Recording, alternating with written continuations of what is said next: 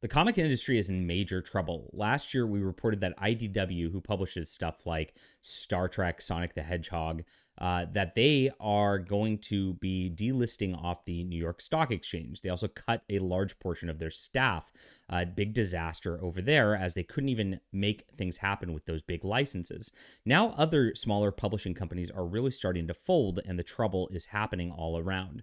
I reported for Bounding Into Comics, where I actually write these articles. A lot of people read our articles online, and I'm one of the few that actually writes them. So please give us a sub over here. Appreciate it.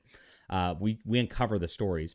An employee actually went into a Facebook group and actually said that he was being stiffed because of some severance pay.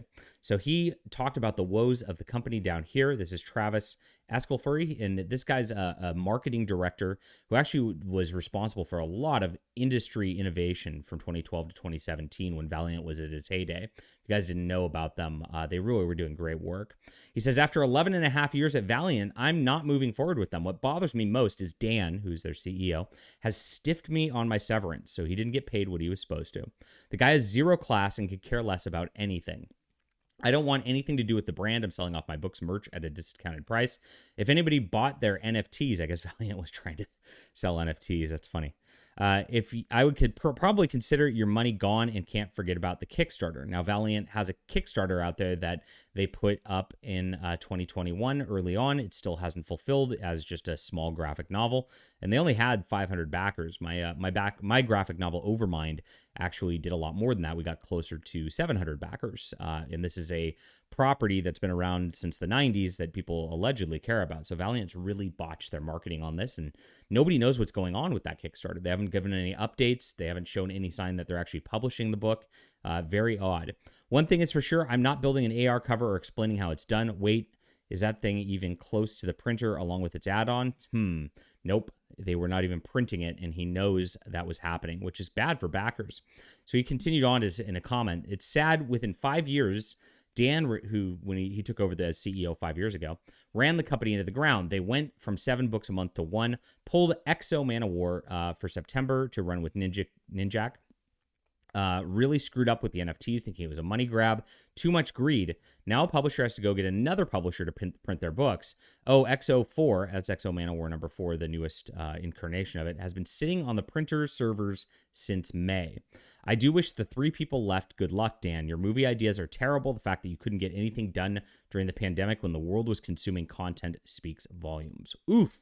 Absolute killer. But this isn't it. So Valiant's one group, but another company is called Aftershock. Now, Aftershock's been producing a lot of good comics from top tier talent, and they have been doing so under a model where they take the publishing rights and then try to shop things to Netflix and the like. And again, they're just not paying their creators. This comes from Zach Thompson and John Layman.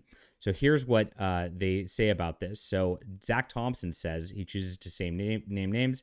He says, when my publisher, Aftershock, took a $90,000 option deal for themselves and refused to share any of the money with the creative team that produced this. Now, this is the writer and the artist who actually came up with the book. They just, printed it. We had to fight for 2 years to see the paperwork, and at that point, all the money was long gone. How they managed to declare bankruptcy, I guess they did, while robbing creators blind is sincerely beyond me. The contract language where they used to do this was carefully hidden in the fine print. This is how they screw creators. They charge, quote, overhead fees to creative teams that are insanely high numbers to ensure the books never break even. That way you don't make any money. So a lot of these contracts are formatted like you make your money for the creative team after the profits from the book. And so they say, if you're honest, the profits are the printing costs, the shipping costs, and that's about it. And then they go out to press while the creators then get the rest of the money for the book. But what they did is they put overhead costs for the top level of the company. So they were paying themselves and then saying, sorry, creators, there's no money left. I want to be crystal clear. If these terms were at least explained to us, I wouldn't be salty because at least I knew what I was getting into. They weren't. They were left purposefully vague, and then it took years for them to explain themselves. John Layman, who wrote wonderful books for Aftershock, Eleanor and the Egret, is fantastic. So is The Man Who Effed Up Time. He said, I have the same experience. Contract and expenses would be deducted from profits, failing to mention 7 to 10K per issue. So they put $7,000 to $10,000 per issue of content. By the way, that's more than it costs to produce just from the artist and writer if they were just paying them a normal rate. Absolutely crazy. Was automatically tacked on as, quote, infrastructure expense. So they're screwing these people.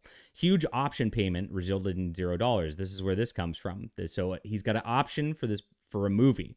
Right? This ensures when Aftershock options some things, creators never see a dime. Aftershock also closed deals without creator input. So by the time we got involved, we had zero negotiating power.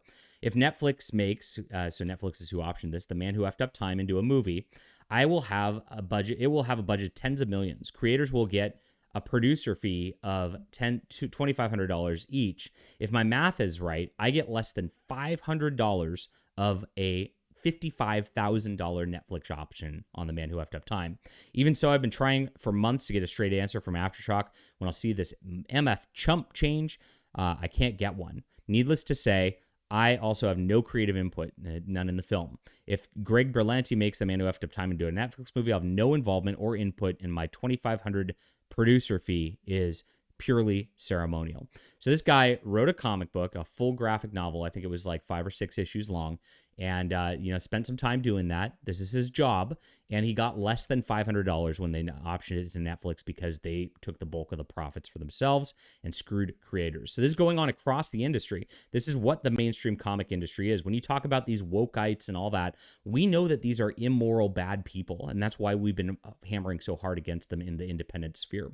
We've been trying to create an alternative and say, do all this yourselves, get rid of these middlemen, get rid of these SJWs who are trying to destroy everything, because at the end of the day, these are communists. They don't care about creators and actually what they work and actually what they're owed based on their work.